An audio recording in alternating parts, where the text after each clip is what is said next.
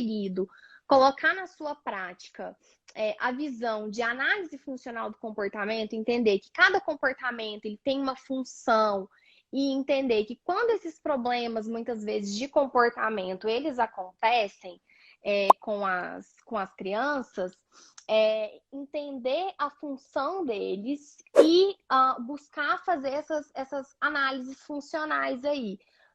Depois que você começou a ver um pouquinho desse conhecimento de análise funcional, claro que em menor escala, porque eu sei que é uma coisa que você também está se ambientando, mas você começou a olhar para esses problemas de comportamento assim de uma forma diferente? Sim, a gente passa a ter uma outra visão, né? Mas assim, eu confesso que eu ainda tenho um pouquinho de dificuldade, né? Então Sim, e é super normal. eu procuro às vezes entender ali, né, e saber o que que eu tenho que fazer, para onde que eu tenho que ir. Mas assim, realmente, depois que você começa a ter um certo conhecimento, você tem uma outra visão.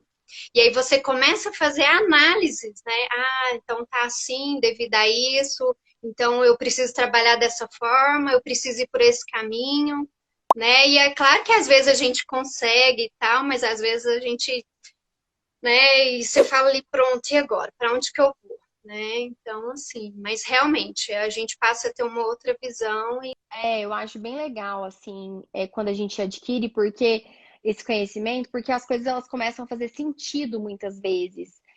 Quando você faz, assim, o que eu te recomendo é sempre buscar tentar fazer aquela coleta de dados ABC, né? Dos antecedentes, dos comportamentos e das consequências. Sempre nas sessões, quando ocorrerem os problemas de comportamento, você fazer essa coleta de dados.